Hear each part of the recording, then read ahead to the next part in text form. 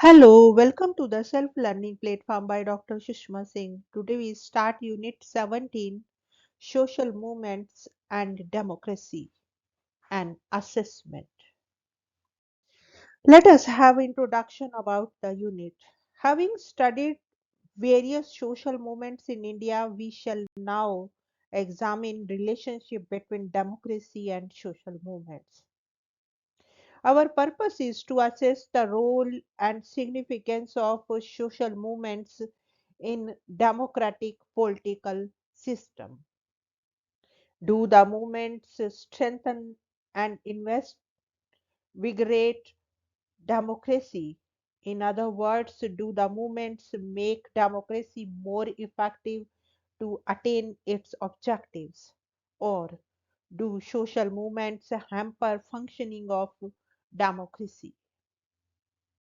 Now we want to understand meaning of democracy.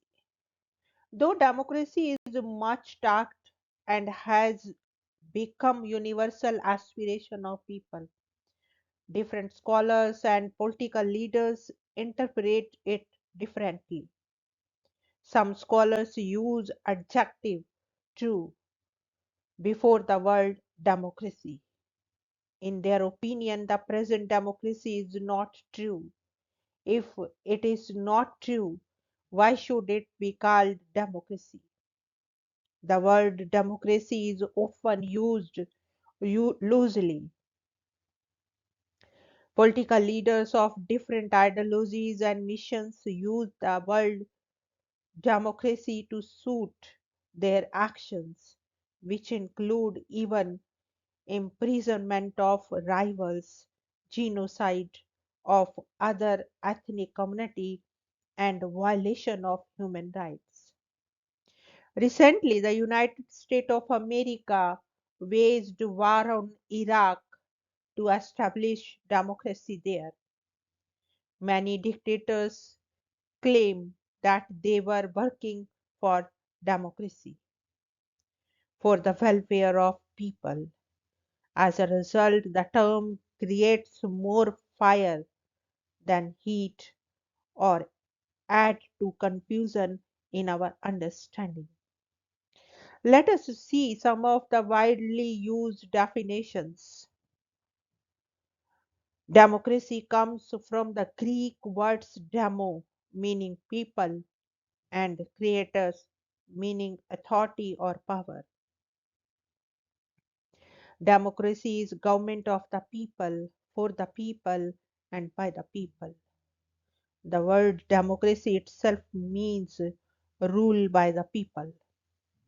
A democracy is a system where people can change their rulers in peaceful manner, and the government is given the right to rule because the people say it may. Government which conduct is conducted with the freely given consent of the people. A system of government in which supreme authority lies with the people.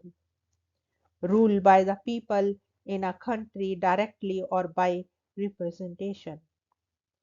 The form of government in which political control is exercised by all the people, either directly or through their elected representatives. In the above definition, people are central in the democratic system, but people are not homogeneous. In a stratified society, there are some people who are economically, socially, and politically very powerful, and on the other hand, many people are powerless.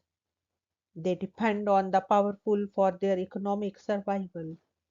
People of different social and economic strata have different interests. They have different life chances. Their perception of the system differs. In such a stratified and plural society, the term people become complex and elusive. Now, ingredients of democracy. Democracy has three essential and overlapping ingredients. They are political institutions, political processes, and substantial functioning.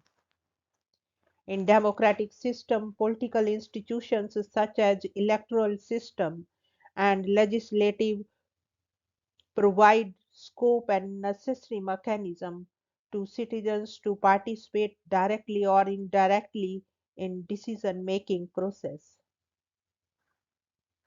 They elect their representatives too from the government, which takes decisions on behalf of the people for society as a whole. These representatives execute their decisions through various agencies like bureaucracy, police, and military. They enjoy authority over societal resources and their management. When the citizens are not satisfied with their representatives in their functioning, decisions, and use of power, people change them and elect other representatives. In that sense, people have final authority who should manage the state and society. This is a formal institutional aspect of democracy. The elected representatives cannot rule society according to their whims. Rule of law is an essential component of the democratic system. That means that the rulers or representatives are not above law. The representatives exercise their power and take decisions within the constitutional framework, written or by convention, that spells out their power and responsibility. In democracy, political power of any one institution is not absolute. Different institutions maintain check on each other. It is a system of checks and balances. The rulers are the representatives of the people and are accountable to people for decisions and management of social affairs.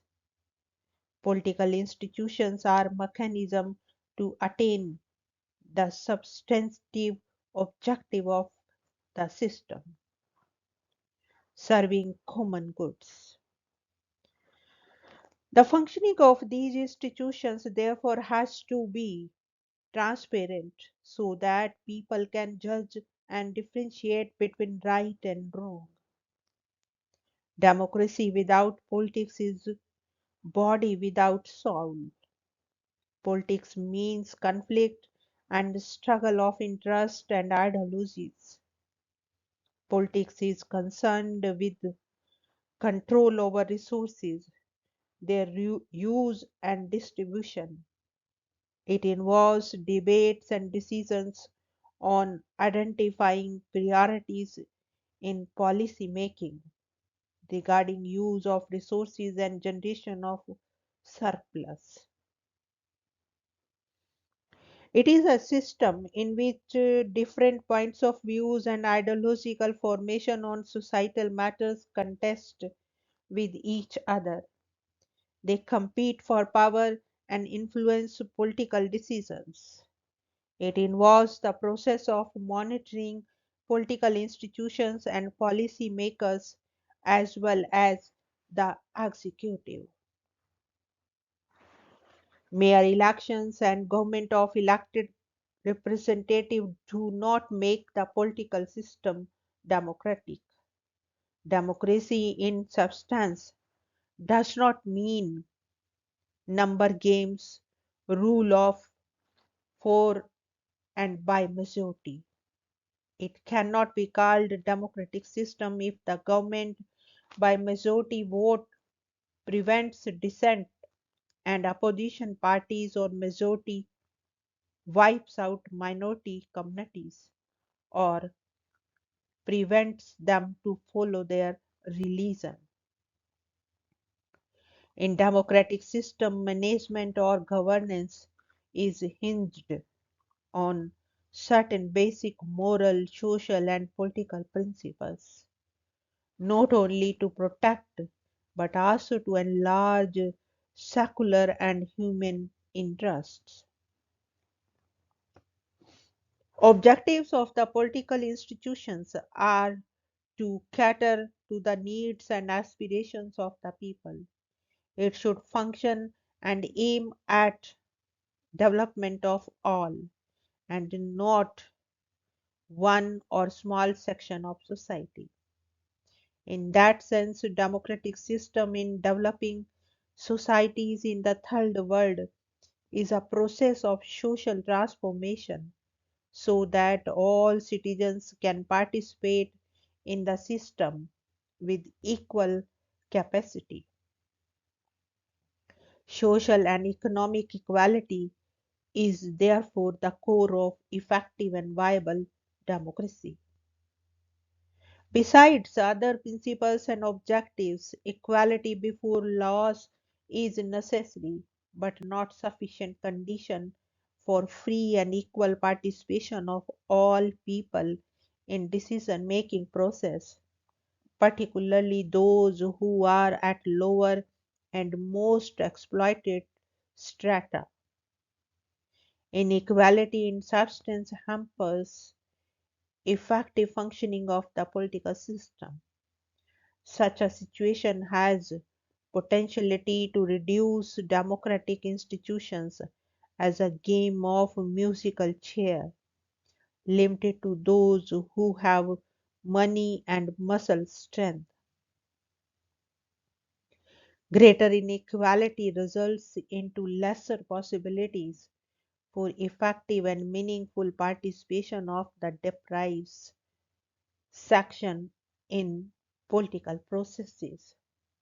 Their vulnerability in social, cultural, and economic spheres provide them less space to be equal with those who are in upper section in production and reproduction system. Capacity of the powerful to manipulate choices of the vulnerable is related to the extent of gap between the two. Wider inequality tends to provide less opportunity to the deprived for asserting their needs and rights. For the health of the democratic system, an ideal of equal capabilities needs to be translated into reality. Dr. Ambedkar rightly emphasized before the Constituent Assembly. We must make our democracy a social democracy as well. Political democracy cannot last unless there lies at the base of it social democracy. What does social democracy mean? It means a way of life which recognizes liberty, equality, and fraternity as the principles of life. These principles of liberty, equality, and fraternity are not to be treated as separate items in Trinity. They form a union of Trinity in the sense that to divorce one from the other is to defeat the very purpose of democracy. Next point is limitations of formal democracy. Institutions are mechanisms to attain certain objectives. Their structures in terms of composition of membership, organizational system, locating power and responsibilities, duties, control over resources, procedures for functioning to take decisions and carrying out responsibilities are formed in context of time and objectives. The institutions that may carry out functions successfully at particular point of time may not succeed at different points of time. This might be because the objectives for which the institutions were created no longer remain important in the new situations, or the forces outside the institutions have changed and the institutional mechanism is not able to handle them. For instance, the system of two houses in England played a very important role till the mid 20th century, not only to keep check on each other, but also to maintain certain continuity in society and get wisdom from aristocratic and professional classes. But over a period of time, the upper house becomes redundant and ornamental.